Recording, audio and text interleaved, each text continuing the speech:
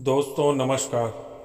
आज की ये हिंदी कहानी थोड़ी सी इमोशनल है, लेकिन इमोशनल होते हुए भी इसका संदेश बहुत अनमोल है। आपकी आंखें थोड़ी नम करने के साथ साथ आपके दिलो दिमाग पर यह कहानी छाप छोड़ जाएगी। इसलिए इसे एक बार पूरी ज़रूर सुनिए, और यह कहानी आपको पसंद आए तो कमेंट और लाइक करना ना भूलें। तो आइए शुरू करते हैं।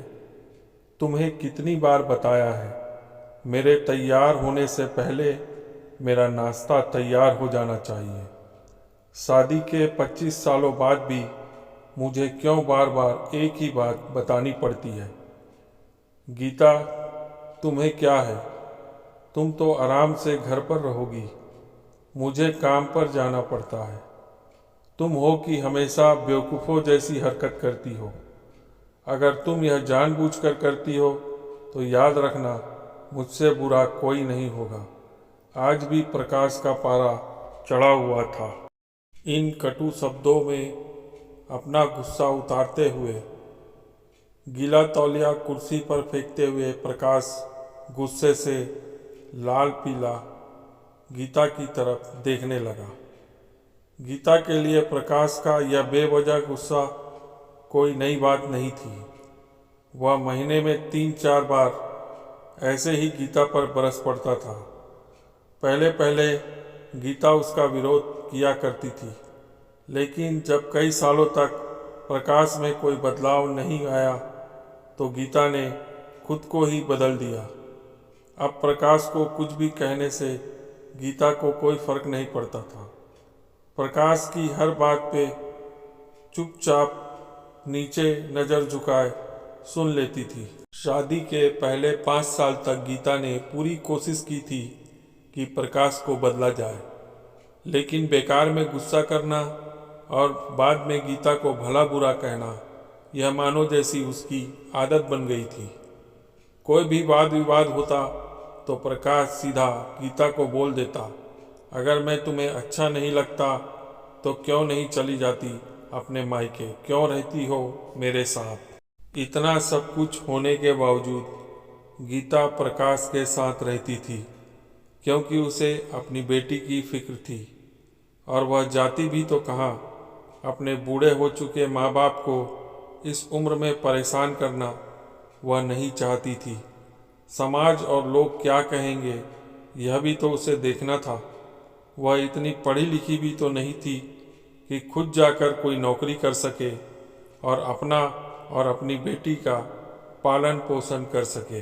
गीता को अब अपनी फिक्र नहीं थी, उसको फिक्र थी तो बस अपनी शादी लायक हो रही बेटी की। गीता नहीं चाहती थी कि पति पत्नी के झगड़े की वजह से उसकी बेटी नाव्या डिस्टर्ब हो। नाव्या की पढ़ाई पूरी हो चुकी थी, उसके लिए अब शादी के रिश्ते आने लगे थे। कई रिश्तों को नाव्या ठुकरा चुकी थी। 2-3 महीने बाद एक अच्छा रिश्ता आया। रिश्तेदारों और पहचान के लोगों ने भी लड़के के बहुत गुणगान किए। प्रकाश एक शाम अपनी बेटी के पास बैठकर उसे बताने लगा कि देखो नाव्या, लड़का बहुत अच्छा है, पढ़ा लिखा है, बड़ा घर है, बहुत अच्छी नौकरी है। ऐसे रिश्ते बार बार नहीं आते बेटा, इस बार मना मत करना। नाव्या अपने पिता से ज़्यादा बात नहीं करती थी। शायद डरती थी या शायद नफरत करती थी, लेकिन आज वो अपनी पूरी हिम्मत इकट्ठा कर बोली, मुझे अभी शादी नहीं करना है पापा, मैं नौकरी करना चाहती हूँ, खुद अपने पैरों पर खड़ी होना चाहती हूँ। प्रकाश ने कहा, हाँ तो इसमें क्या बड़ी बात है? मैंने लड़के से बात की है, वह तुम्हें किसी बात के लिए नहीं रोकेगा। तुम शादी के बाद भी नौकरी कर सकती हो, वह तुम्हें नौकरी के लिए परमिशन दे देगा।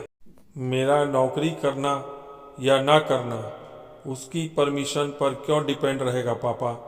नाव्या ने पूछा।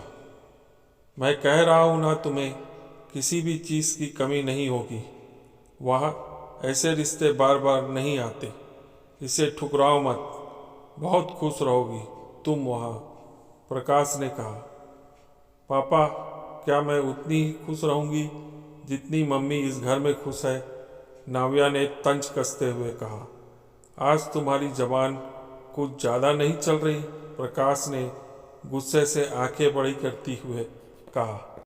पापा, मुझे शादी नहीं करनी है, क्योंकि शादी के बाद अगर वह लड़का आपके जैसा निकला तो मैं क्या करूँगी? मुझे आपके जैसा जीवन साथी नहीं चाहिए जो बिना बात के मुझ पर हमेशा चिल्लाए। मुझे कुछ भी अपनी पसंद का लेना हो तो बस बार बार सोचना पड़े कहीं वह नाराज ना हो जाए। मेरी तबीयत कैसी भी हो उसे परवाह ना हो। रोटी थोड़ी सी मोटी बन जाए तो घर सर पर उठा ले। उसकी चेक बुक ना मिले तो भी मेरा ही दोष निकाले और हर छोटी मोटी बात पर मुझे मायके जाने के लिए कहे। नाव्या ने अपना दिल खाली करते हुए पापा से सब कह दिया। अब प्रकाश का गुस्सा 7वें आसमान पर था, लेकिन उसके मुंह से एक भी शब्द नहीं निकल रहा था। वो नाव्या की बातें सुन रहा था। नाव्या उतना ही बोलकर चुप नहीं हुई। आज पहली बार वह अपने पापा के सामने इतना कुछ बोल रही थी। पापा, आपने माँ के साथ हमेशा गलत व्यवहार किया है। आप अपने ऑफिस का गुस्सा बिना सोचे समझे माँ पर उतार देते हैं। कभी इस बात की परवाह भी नहीं करते कि उन्हें कैसा लगता होगा। आपकी बातें सुन सुनकर माँ ने अपना स्वाभिमान खो दिया। प्रकाश आज पहली बार अपने किए बर्तावों को महसूस कर पा रहा था। वह इतना ही बोल पाया, जो तुम्हारा मन है वो करो, मैं तो इतना बुरा हूँ ना। नाव्या ने प्रकाश का हाथ पकड़ा और बोली, पापा, मुझे सिर्फ एक सवाल का जवाब दे दो। क्या आप चाहोगे कि मेरा पति आपके जैसा हो? अगर आपका जवाब हाँ है तो कर दीजिए मेरा रिश्ता आज ही, और ना है तो मुझे आत्मनिर्भर बनने दीजिए। प्रकाश कुछ भी नहीं बोल पाया और वहाँ से चुपचाप बाहर चला गया। आज उसे गीता के सामने जाने में शर्म आ रही थी। चलते चलते उसकी आंखों से आंसू बह रहे थे। प्रकाश ने आज से अपने आप को बदलने का निश्चय किया। अगले दिन से गीता ने अपने पति में काफ़ी बदलाव देखा।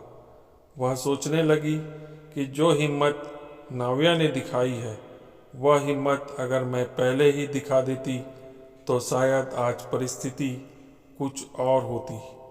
अब नाव्या पढ़ लिख कर अच्छी नौकरी करने लगी थी और 3 साल बाद उसके लिए एक अच्छा रिश्ता आया और उसकी विदाई पर प्रकाश बोला, बेटा, तू हमेशा खुश रहेगी क्योंकि तेरा पति तेरे बाप जैसा नहीं है।